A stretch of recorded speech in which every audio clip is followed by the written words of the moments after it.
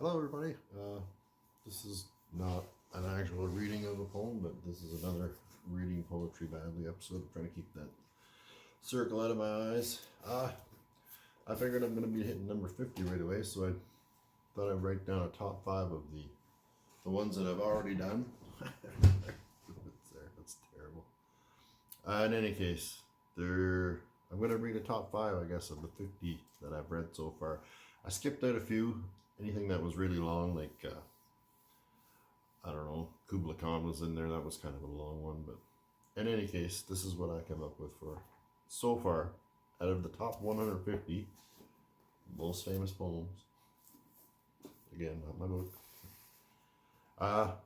And this is in no order, but this is my top 5. I picked Dover Beach. That's actually one of the reasons I started doing this, just to put some information on that one, I guess. I didn't really understand much of that poem the first time I read it, and after going through a bunch of YouTube sites and reading up on it, there was a lot more in there than I thought there was when I first read it. And after reading it a bunch more times, it really convinced me to start doing this. So yeah, Dover Beach.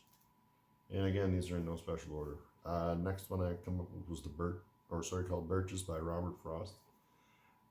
That was a good one. It just kind of reminded me of being young, having to be out in the woods and keeping yourself busy, you know what I mean? He starts talking about the kid had to have something to do to pass his time living out in the woods with no friends and nothing else to occupy him. Now, I wasn't without friends and whatnot, alone living in the woods, but when we were young, we didn't stay inside. We were outside. We didn't have the computer and whatnot, so you had to go outside and, run around and play, figure out things to do. Just to use sticks and pretend they were guns. That was one of the things we did in the woods. Lots of hide and seek, stuff like that.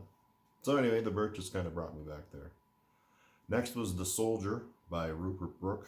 I guess these aren't really in order, but yeah, I said that already.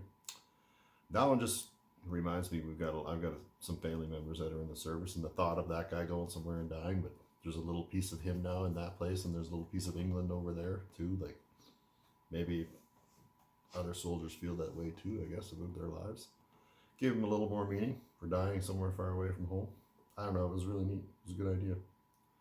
Thanatopsis was kind of a longer one. I think that one's like almost 2 pages, but it was, I don't know, the thought that you're going to die and pass away and everybody else, it's all going to be, we're all dirt, but in the end it gives you that little motivational, do you want to go there to that coffin like that, or do you want to remember you were here? Do you want people to remember you were here? Not quite in that heavy degree, but yeah, I don't know. That one stuck with me for whatever reason. Success is counted sweetest. I mean, we all fail to some degree at times over and over again, so we all know that when you finally do succeed and come through, it's amazing, right? And Acquainted with the Night. That just reminded me of being younger, like being up late. I used to party or whatever, not a serious partier, but like I used to be up late and I'd be wandering home 3 or 4 in the morning sometimes. Sometimes you just go for a wander too at night. It's a good way to clear your head. I used to do that a lot too. Anyways, that one stuck with me as well. So those are the top 5. Dover Beach by Matthew Arnold, Birches by Robert Frost, The Soldier by Rupert Brooke, Success is Counted Sweetest by Emily Dickinson, and Acquainted with the Night by Robert Frost. And I know I skipped over, like I said, a bunch of the longer ones. Rhyme with the Ancient Mariner. I got to make a special note because it's an Iron Maiden song and it's such a great song. A few other ones that I would mention that I did enjoy too. Like, I enjoyed a lot of them, but there was To a Mouse, which I gotta say I can't do the accent. I can't pronounce those words, but that first line, "we timorous Lincoln beastie" or something. I can't remember what it is right off the top of my head, but I really like the poem, but I just can't pronounce the words the way they need to be pronounced. That's just it with that one. What else did I like? Stopping by Woods on a Snowy Evening. That was an interesting. I mean, I think I've known that poem forever. We've all known that poem for a long time. Another one, I'm Nobody, Who Are You? That just seemed like a fun little wordplay. I'm sure there's some sort of meaning in there that I'm missing altogether, but it was just a quick, fun little poem. I like that. Yeah, and just again, I went over a lot of the longer ones. There was another one called The Wasteland. I think not knowing all the information that's in those poems, some of them are so old, the references and stuff and the things that they're talking about, it goes in one ear and out the other by the time I'm done reading it. So my heart goes out to those people. It looks like amazing works and there's a lot of detail in those things, but I can't keep up. Yeah, so I just wanted to go through that and to just say that this is about maybe finding something that I enjoy. Like, I know I used to love to create and whatnot when I was younger. I use that a lot, but all I do is work. So this is another little, I guess, a hobby, something else to keep me occupied and keep my brain busy. So I hope you enjoy it if you've watched any of them. I'm not, definitely not the voice reader, but I do enjoy it, and I'm trying to increase my knowledge of poetry, I guess, is what the main function of this particular series is all about. I am going to read one more poem, but I'm afraid I'll have to get up to find it because I don't think I have it here. Yeah. So I guess I'll have to pause and I will be right back. Okay, so this one is a poem by Charles Bukowski, and just like Dover Beach, it just kind of, I heard it randomly one day and it struck me and it stuck with me. Problem is I'm going to have to find this poem as I go through it.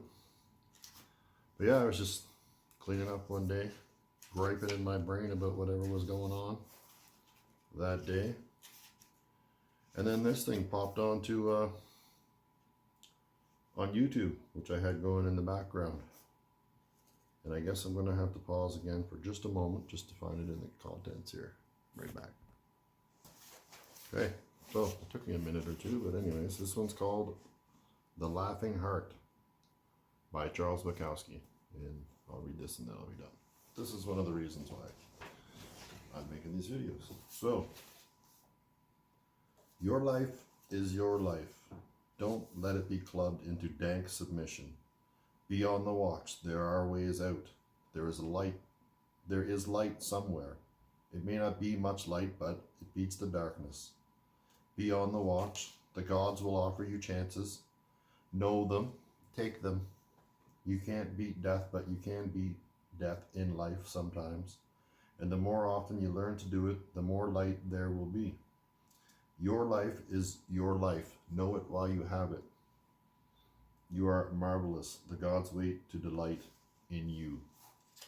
So yeah, I was just doing the dishes one night and, like I said, complaining to myself in my head, and then that popped on YouTube. I thought it was interesting. And it was actually followed. Since it's on the next page, I'm going to follow it up with the next one. These were both kind of in the same clip. This one's called Roll the Dice. I almost feel like Yoda when he reads this. If you're going to try, go all the way. Otherwise, don't get into it. If you're going to try, go all the way. This could mean losing girlfriends, wives, relatives, jobs, and maybe your mind. Go all the way. It could mean not eating for 3 or 4 days. It could mean freezing on a park bench. It could mean jail, alcoholism. It could mean derision, mockery, isolation. Isolation is a gift. All the other is a test of your guts, of how much you really want to do it. And you'll do it against total rejection and the highest of odds. And it will be better than anything else you can think of. If you're going to try, go all the way. There's no other feeling like it. You will be alone with the gods, and the nights will flame with fire. Do it, do it, do it, do it. All the way, all the way. You will ride death straight to hell. Your perfect laughter, the only good fight now.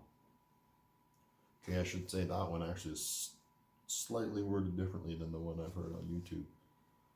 But yeah, those two poems just kind of gave me one of those in the back of the head, you know.